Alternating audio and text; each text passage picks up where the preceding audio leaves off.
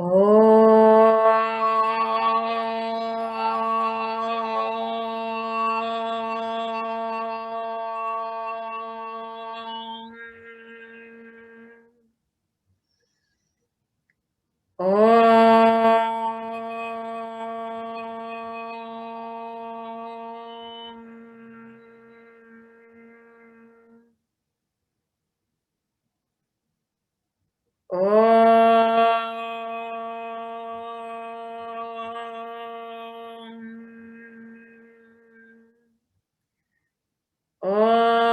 Sahana Vavatu Sahanau Bhunaktu Sahaviryam Karavavahai Tejasvinavadhitamastu ma Vishavahai.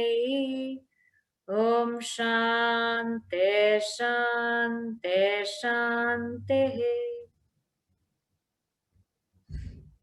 Vakratunda Mahakaya Suryakoti Samaprabha Nirvignam Kurume Deva Sarvakaryeshu Sarvada Saraswati Namastubhyam Varade Kamarupedi Vidyarambham Karishyami Siddhir Bhavatu Me Sada Samasta Janakalyani Niratam Karunamayam Namami Chinmayam Devam Satgurum Brahma Vidvaram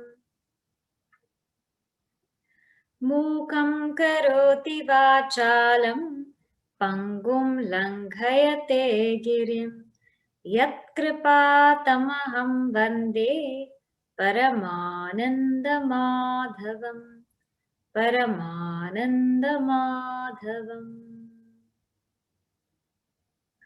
All right, we will now chant Gita Dhyanam. So make sure you have your copies if you need to get them.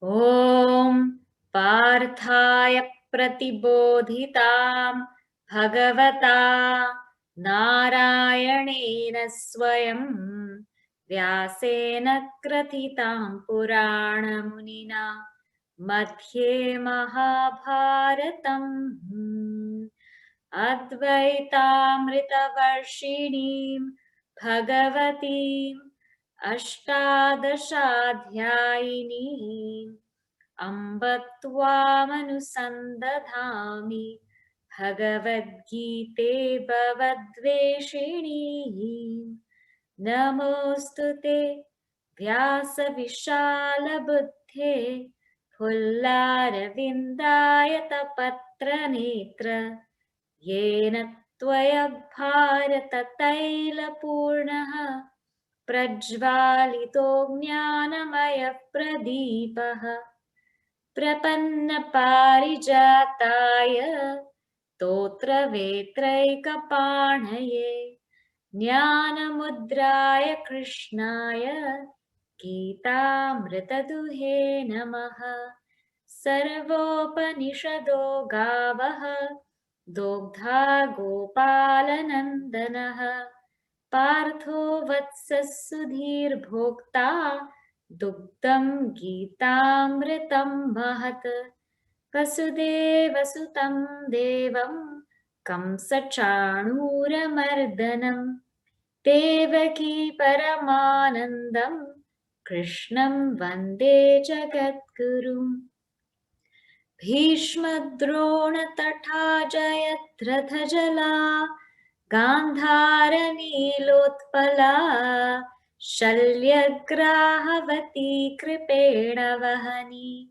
Karanena Velakula Ashwathama Vikarna Gora Makara Duryodhana Vartini Sotirna Khalu Pandavairananadi Kaivartakah Keshavaha पाराशर्यवचः सरोजममलं गीतार्थगन्धोत्कटम् नानाख्यानककेसरं हरिकथा सम्बोधनाबोधितम् लोके सज्जनषट्पदैरहरः पेपीयमानं मुदा भूयात् भारतपङ्कजं कलिमल प्रध्वंसिनः श्रेयसे मूकं करोति वाचालं पङ्गुं लङ्घयते गिरिं यत्कृपातमहं वन्दे परमानन्दमाधवम् यं ब्रह्मा वरुणेन्द्ररुद्रमरुतः स्तुन्वन्ति दिव्यैस्तवैः वेदैः साङ्गपतक्रमोपनिषदैः गायन्ति यं सामगाः ध्यानावस्थिततद्गतेन मनसा पश्यन्ति यं योगिनः यस्यान्तं न विदुः सुरासुरगणाः देवाय तस्मै नमः देवाय तस्मै नमः.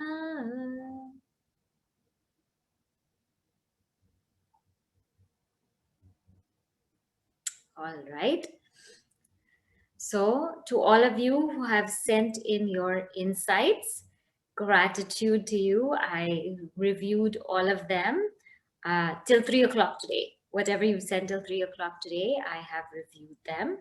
I think we have received over 50 of them. So to those of you who have sent that in, I'm very, very happy to read it. And today what we will do before we go through chapter 2, before we begin chapter 2, I've compiled all of our insights together so that we have a clear picture of chapter 1. Okay, so not everyone's thought per se, but everyone's thought together. Okay, so first, before we enter chapter 2, we will go through the key insights of chapter 1. And in every chapter, we will go through key insights so that the main messages stay with us. We know that Bhagavad Gita is 18 chapters long. So at least if we have these insights to go by, we can always see where we need to go next. And each chapter is connected to the previous one. So this will give us a good idea. So I'll go ahead and share that, and then we will go through.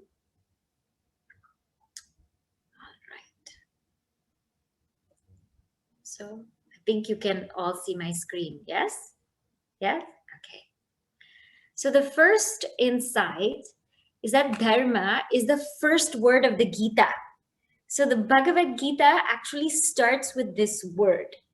And it says this is the most important guide because individual Dharma can change with various stages in life. And our main Dharma is to know who we are. And when we have this soul clarity, as one of our Swamijis put it, when we know who we are, when we have soul clarity, then we will have role clarity. Then we will know exactly what it is we need to do in life. So the Bhagavad Gita starts with this word dharma to give us absolute clarity on who we really are, and thereby absolute clarity on the roles that we each have to take on. Second insight is attachment makes us blind. And this came through so many of your insights. In Dhritarashtra's case, blindness was symbolic of his attachment to Duryodhana. And because of that, he lost objectivity. He considered the Kauravas as mine, but the Pandavas as the other.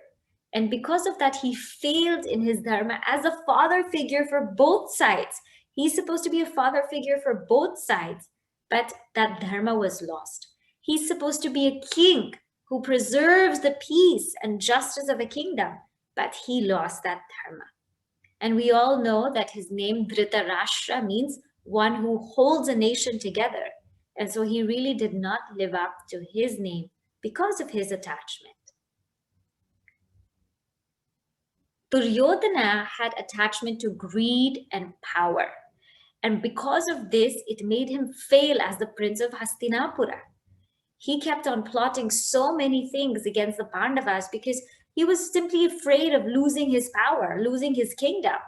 And so this is what makes Duryodhana blind. This is what makes him attached.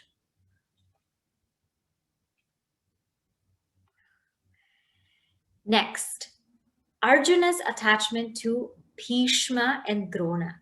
This is what makes him blind. This made him lose sight of his greater role and his purpose in war. So because he was attached to Bhishma, because he was attached to Drona, what happened was his role was moved from soldier. He went in as a soldier, but he then switched it to grandson. He became a grandson. So his purpose was moved from dharma to kingdom, pleasures, etc. So Arjuna also had this attachment. So all three of them, Dhritarashtra, Duryodhana, and Arjuna, all of them went through this issue of attachment. All of them became blinded, but by different things. Some by people, some by greed, some by power. I and mine, we know that I and mine starts in the first verse of the Bhagavad Gita. It makes us lose vision and we lose discrimination. So this we've already seen, right? So this is very, very evident. The language that Dhritarashtra uses already clues us into the attachment that he has, which leads to wrong decisions and eventually fear, sorrow, anger. So here, key insights. Attachment means I see you as a source of joy. And when I see you as a source of joy, what happens is delusion. I'm already deluded because you are not the source of joy, but I see you as a source of joy. And because of that, I depend on you as a source of joy. So we go from delusion, dependence, and therefore I'll do whatever you want. Because you're my source of joy, so whatever you want, I will do. And this is helplessness. And why? Because I don't want to lose you. Fear, because you're my source of joy. And I will do what you want, even if it's wrong. Because I don't want to lose you. And therefore, adharma. And I know this is wrong, but what can I do? And this leads to guilt and sorrow. So this is so clearly laid out in the first chapter. If we want to understand the breakdown of all of us, this is our breakdown, right? So it's that wrong thinking. You see here, it's that moha. Delusion means moha. It's that moha which leads us to shoka. And that's all the Bhagavad Gita is really about. The problem of moha, which leads to shoka, and thereby we gain the knowledge which removes that moha, which leads us to sukha or joy. This is the whole format of the Bhagavad Gita. So if you understand this, you will understand why we're going into chapter 2. Okay. Opposite to this is love. Love means I am my own source of joy. I got it figured out, right? Therefore, I'm independent of you. I'm not depending on you for my sense of joy. I may be physically dependent on you for some things, but I'm independent on you as my source of joy. Therefore, I'm not interested in what I will get from you. I'm here to give you because I'm so independent, so free. So I'm here to give you. And because I'm independent from you emotionally, I'm not afraid to lose you. If you go, it's okay. I'll figure it out. So there is an element of fearlessness. And therefore, because there's this element of fearlessness, I will do what is right. Even if it's what you don't like. I will do what's right, even if it's what you don't like.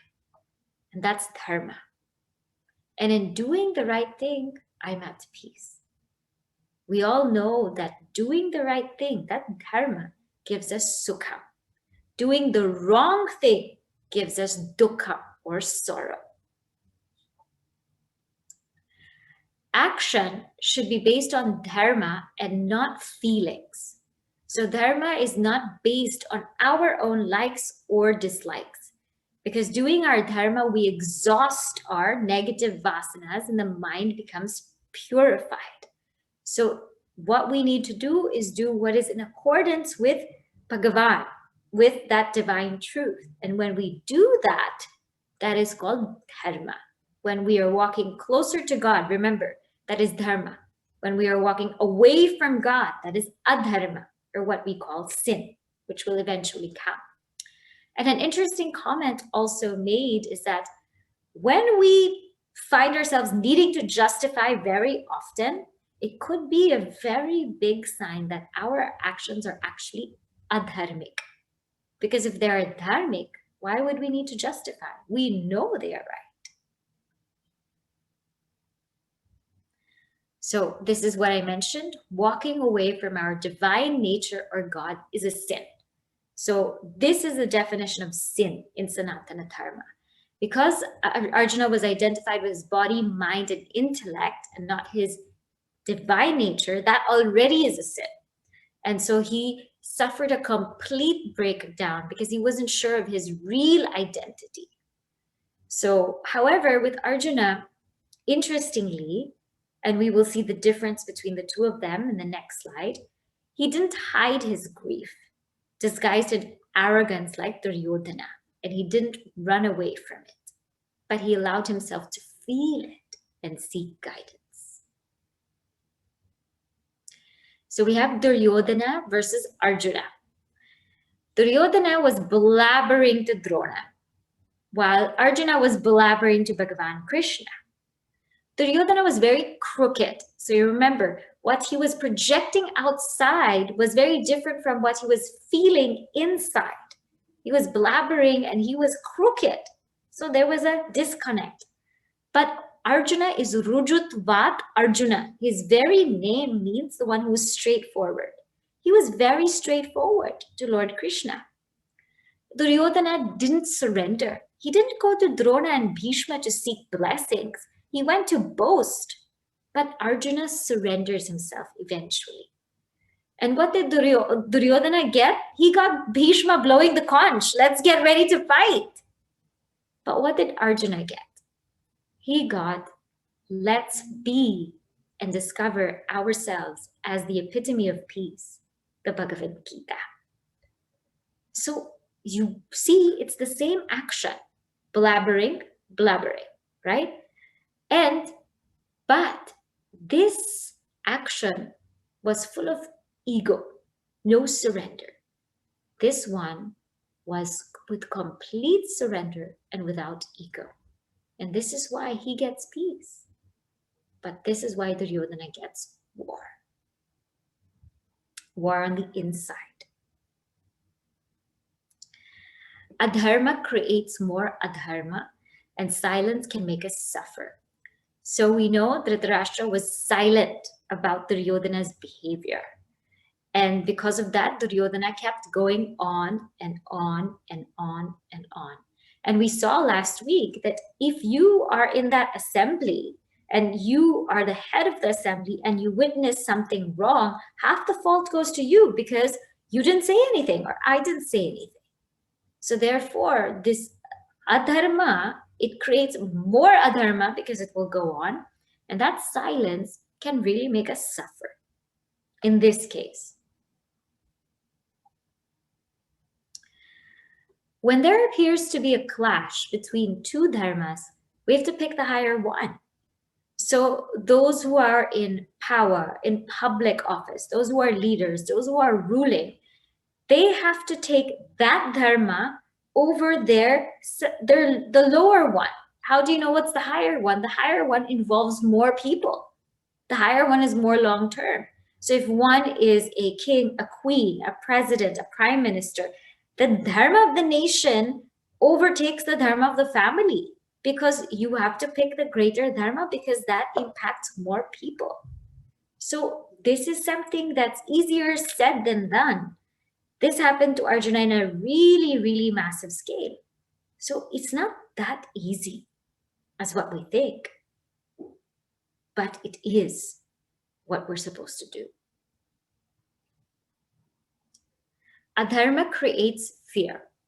And we see that fear can be manifest in different ways. For Duryodhana, he manifested fear being very insecure, using indiscriminate words, pointing out the obvious, having a false sense of pride. So his fear was very differently manifest. But with Arjuna, his fear was trembling, rambling, and breaking down and wanting to run away. So Dharma does create fear. And again, Duryodhana and Arjuna both had fear, but they manifested it in different ways.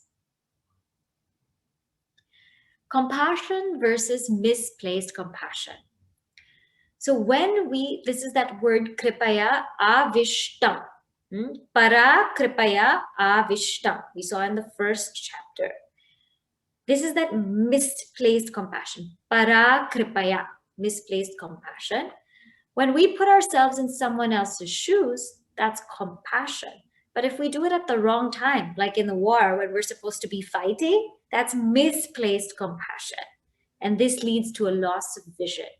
So Arjuna went to war as a kshatriya, but because of misplaced compassion, he lost his vision. Again, that is that delusion, that is that moha. One must have a clear vision for the task that he or she is about to perform. So when we have to go somewhere, when we have to do something, that vision must be very clear. This is why I'm doing it.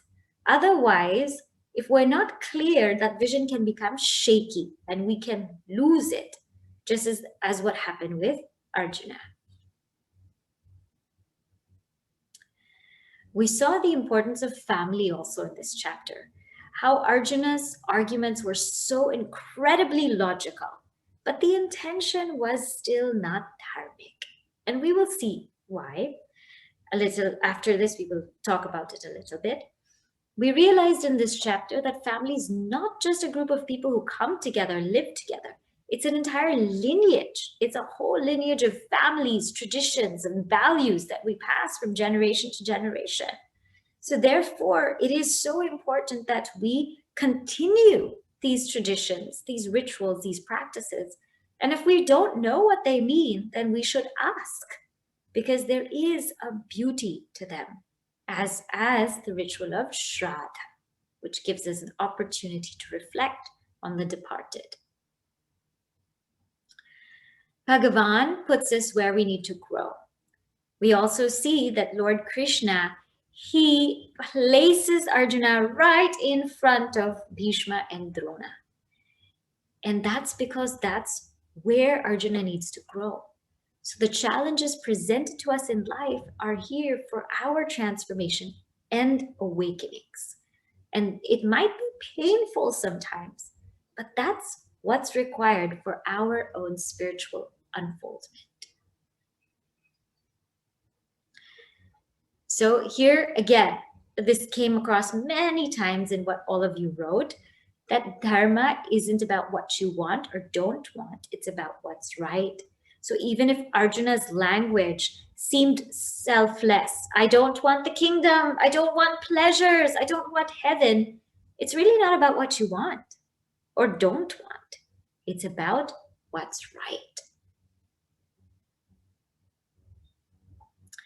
We also saw how dharma is dependent on the dharmi. Dharma, knowledge, culture is dependent on the one who possesses it, who upholds it. And without the person, we lose that body of knowledge, those customs, those traditions. And therefore, they should be preserved. Therefore, whoever has this body of knowledge, stay with that.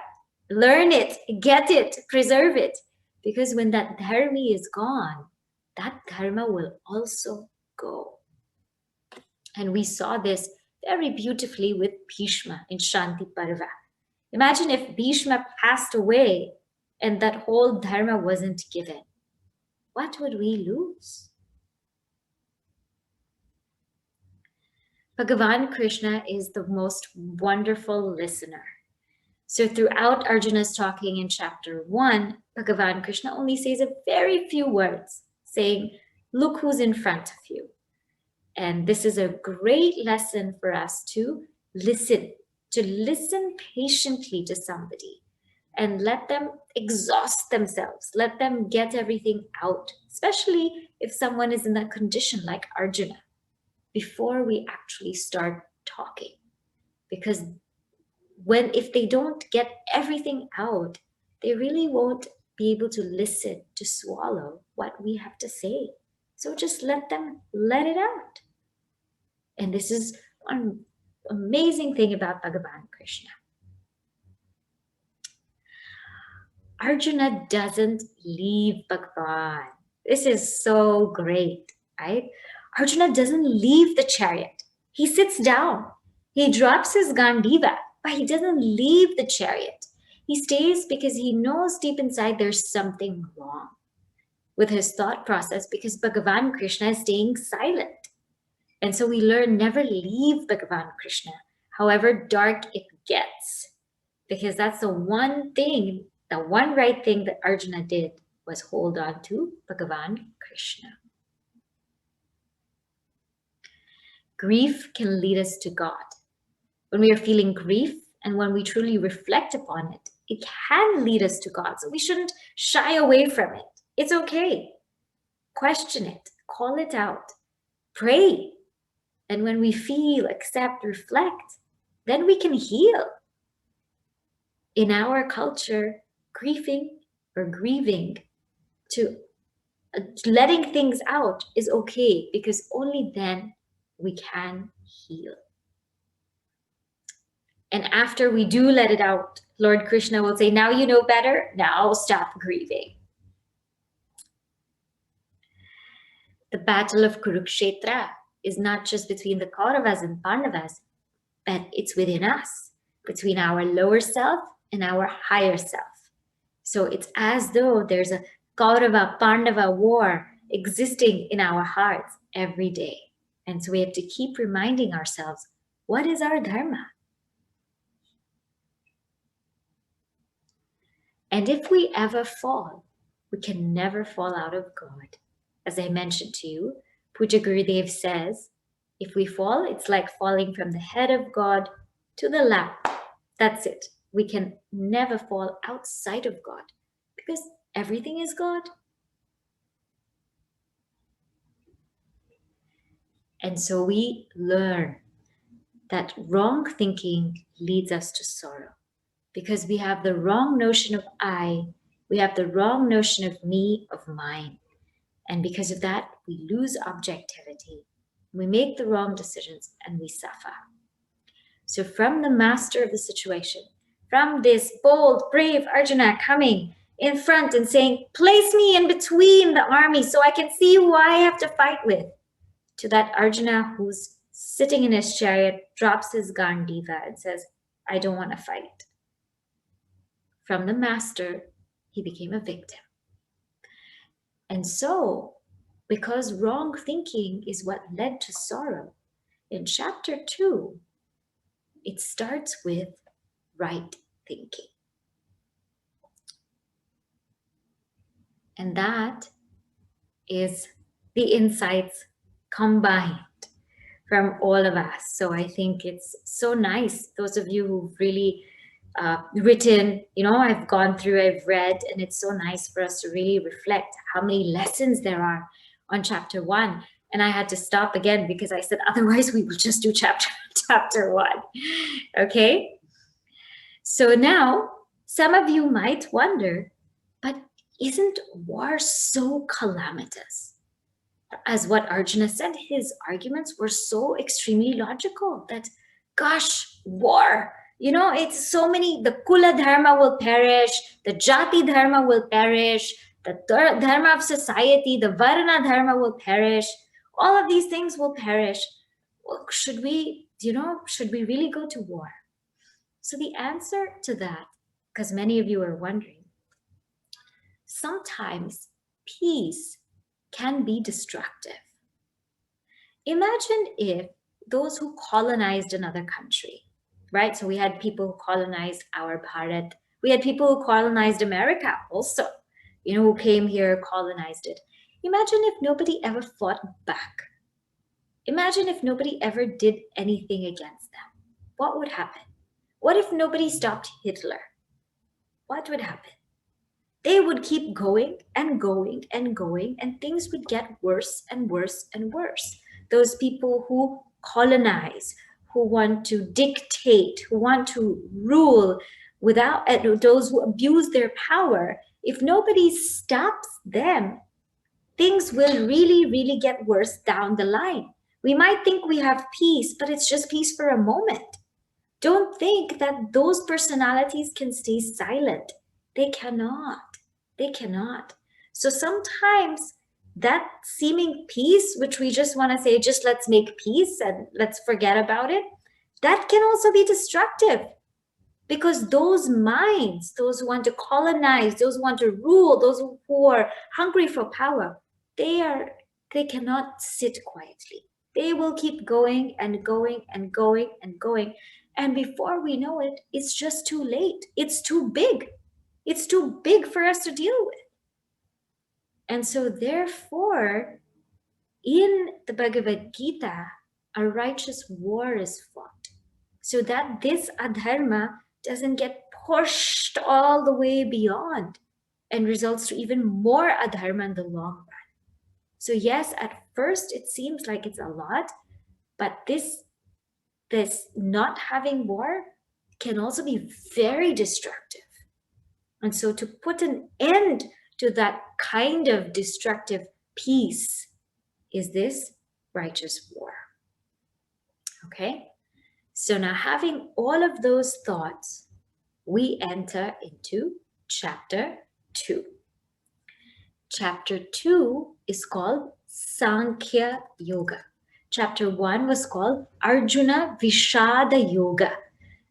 The yoga of Arjuna's grief means Arjuna's grief was the yoga, was what united him with the higher.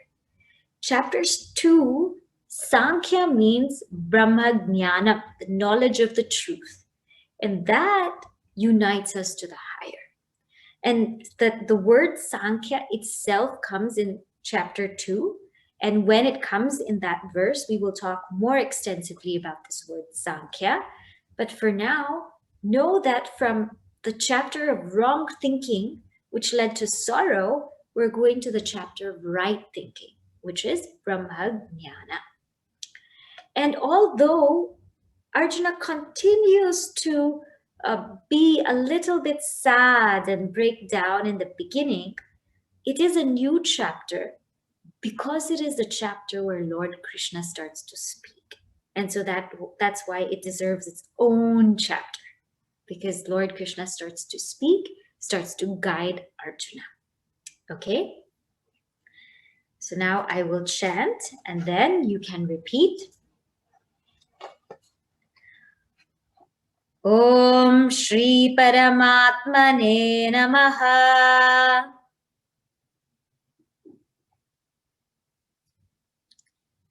So, Anaga, if you can follow.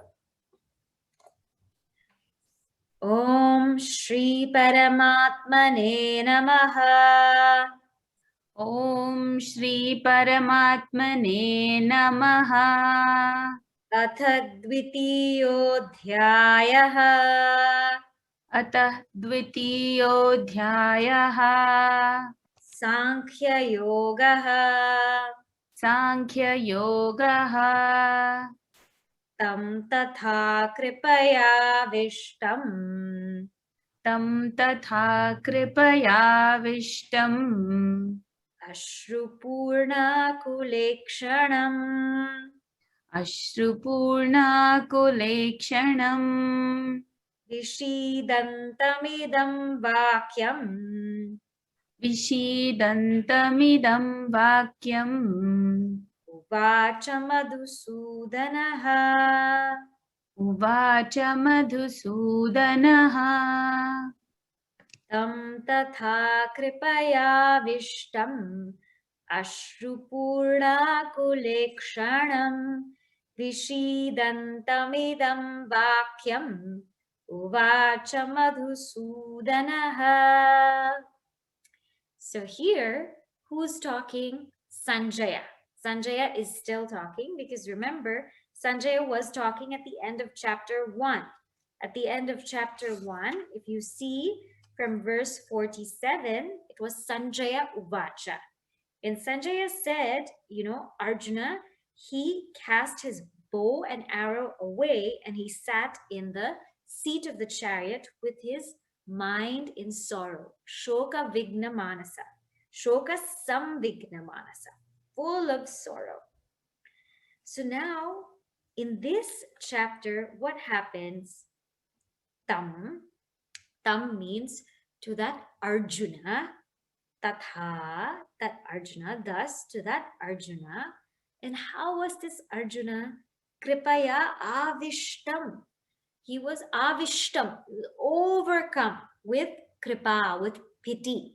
So kripaya avishtam, overcome with pity or overcome with compassion. And we know that misplaced compassion. He was overcome with all of that. And what was happening to him?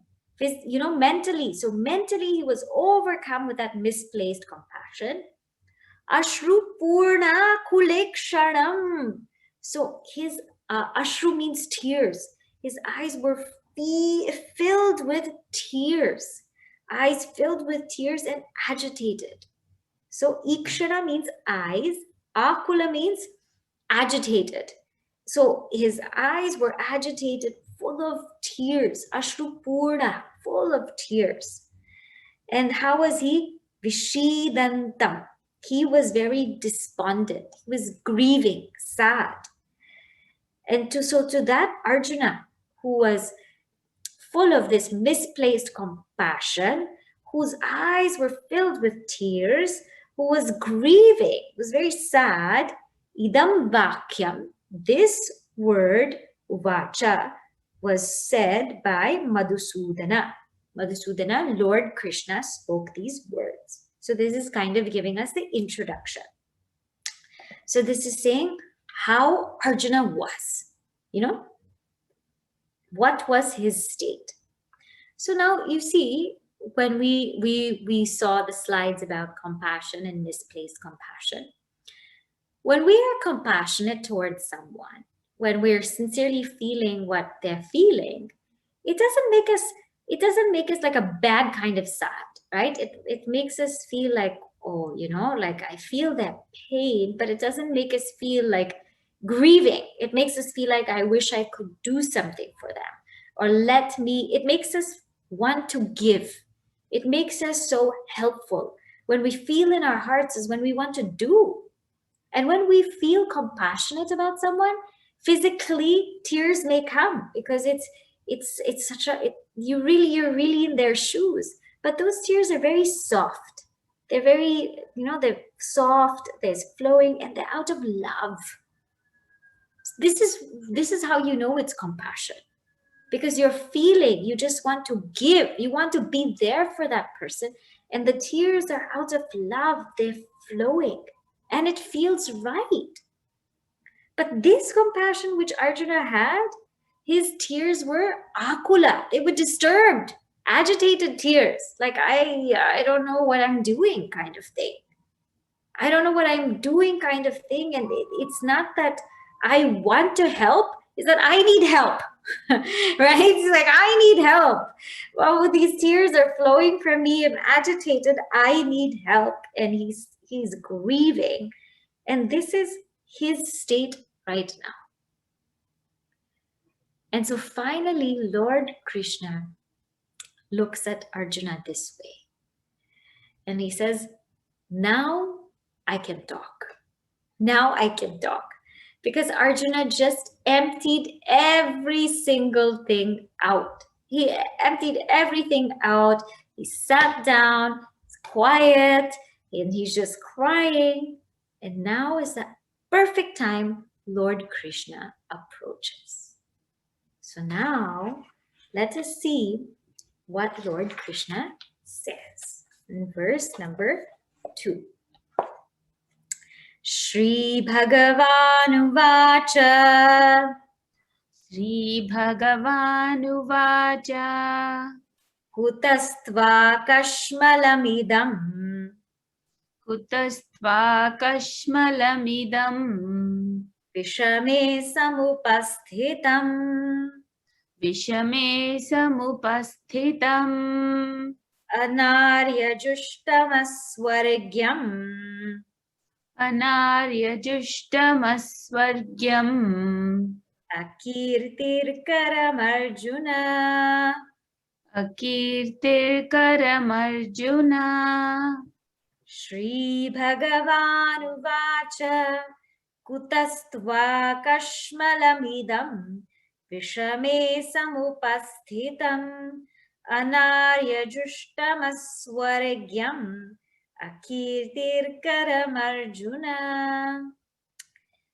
So here, it's very, very beautifully, Lord Krishna, the first thing he says is, what happened to you? He says, Kutaha means from where? From where is this coming? Kutaha twa. From where is this coming upon you? Kashmalam. What is coming upon Arjuna? Idam kashmalam means this kind of dejection, this kind of delusion. How is it coming upon you? How is it coming to your mind? And Vishame of all the times, now it's coming in this war. How is it that all of a sudden this delusion, this kashmala is coming now in this time when we have to fight? And he says, Samupastitam means it's how is it coming now? He says, Arjuna, this is anarya. Anarya means it's not noble. Arya means noble. Anarya, it's not noble. Anarya Jushtam, it's not something practiced by the noble people. And Aswargyam, this definitely will not bring you to heaven. Swarga means heaven. Aswargyam, this will not bring you to heaven. Akirti, this will not bring you fame. Kirti means fame. Akirti, this will not bring you fame. This is disgraceful. He says, Arjuna. Means he's saying, oh, Arjuna, what happened to you? Are you the same Arjuna? And in these three words, Anarya, Akirti, Aswargyam, he blows up he defeats all of Arjuna's objections. Arjuna's objections were, he doesn't know if this is right, he doesn't want this, he doesn't want to do it, and how can we, knowing what's right, and they not knowing what's right, if they don't know what's right, we know what's right, why shouldn't we refrain from war? Why should we fight? And Lord Krishna says, Anarya, your behavior is Anarya. It is not noble. It is not befitting of you. And he says further, if you're thinking about going to heaven, if you're thinking that if I refrain from fighting this great big battle involving all of these people, if you're thinking about that, that's not going to bring you to heaven. Aswargyam means if you're thinking of that, I don't want to fight. If you're thinking, I don't want to fight this battle, I want to refrain, that will not bring you to heaven. In fact, fighting this righteous war will bring you to heaven.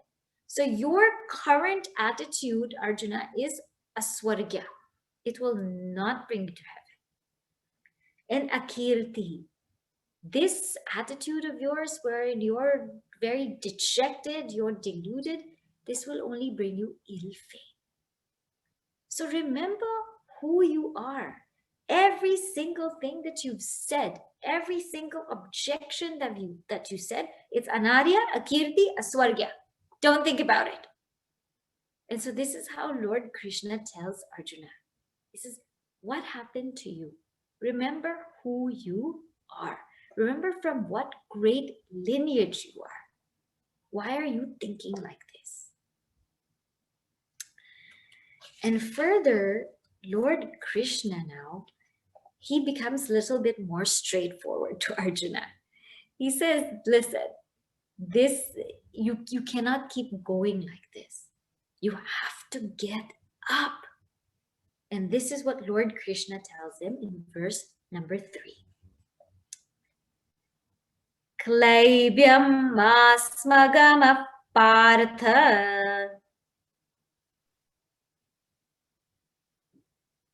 Klaibhyam masmagama partha. Naitatvayupapadyate. Naitattvai upapadyate. Kshudram hridaya daurbalyam. Shudram hridaya daurbalyam. Tyaktvotishtha parantapa. Tyaktvotishtha parantapa. Klaibyam vasmagamah partha.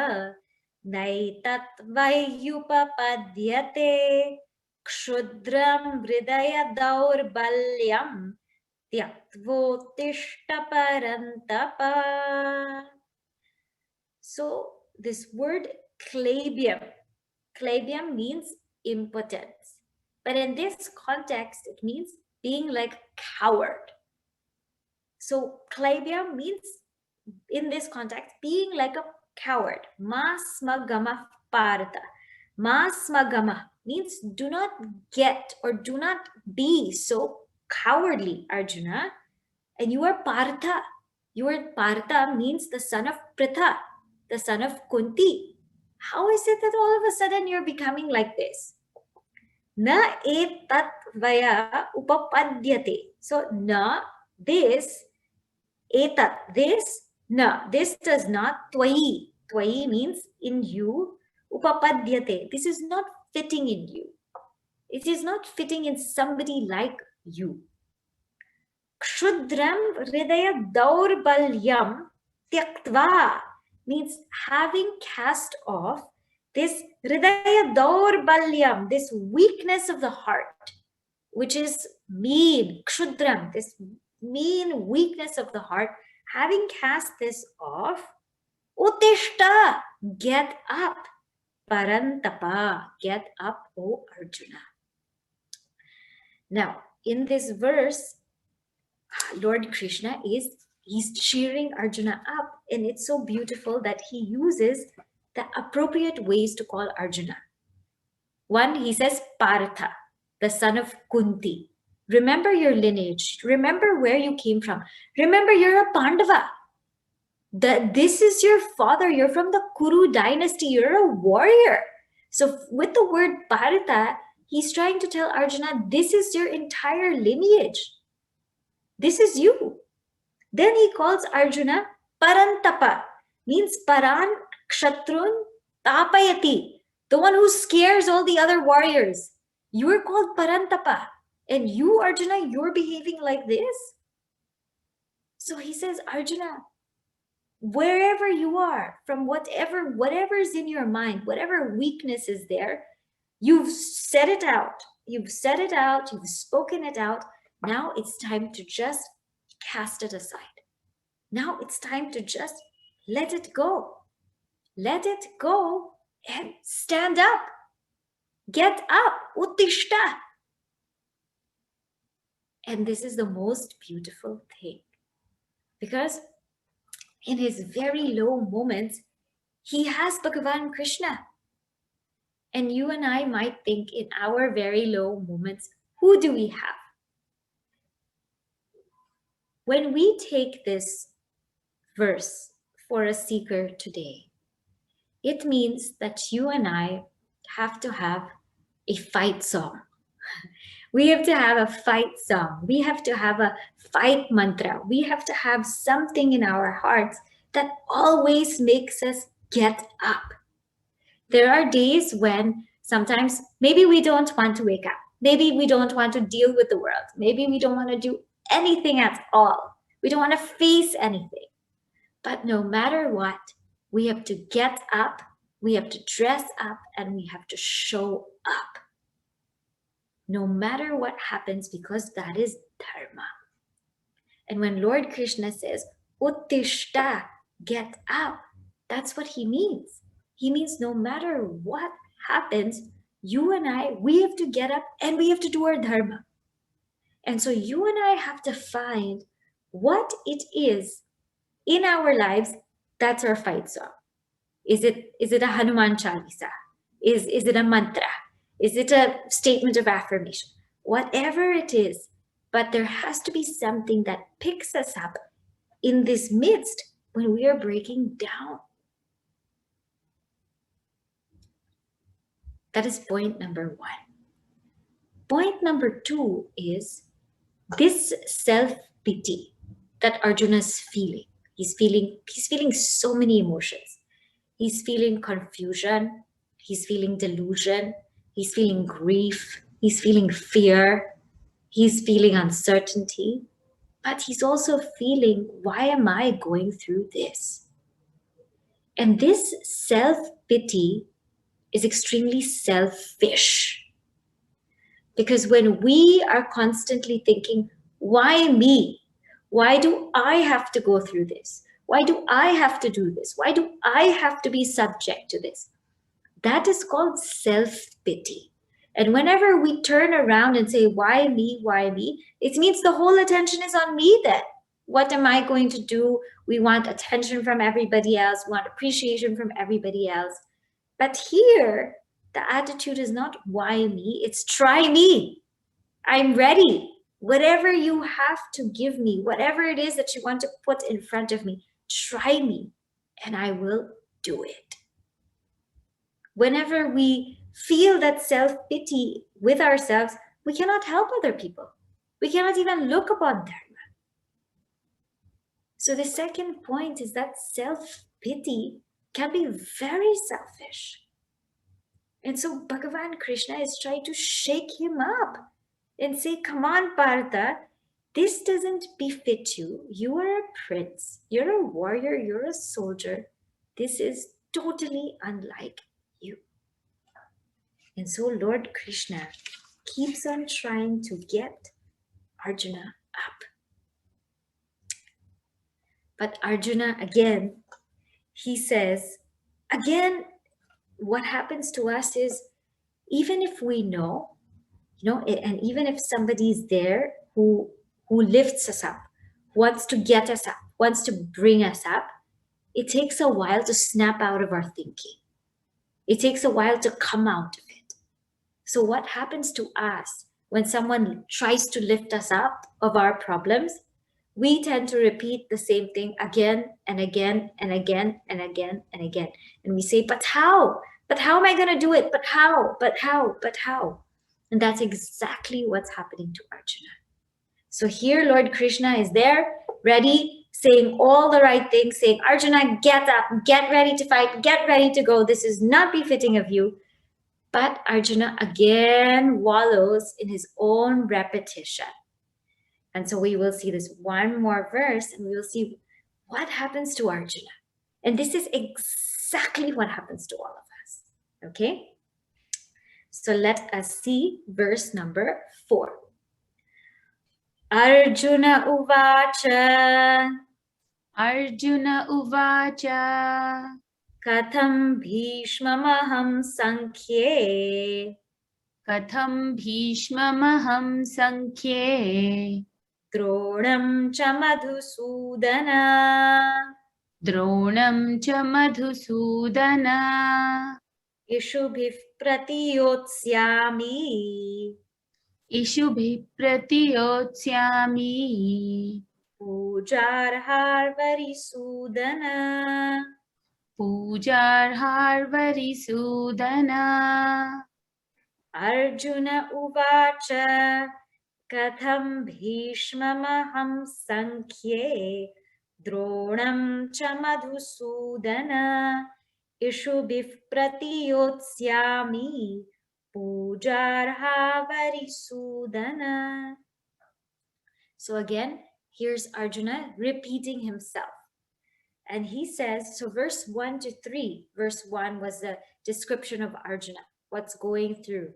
He's full of tears.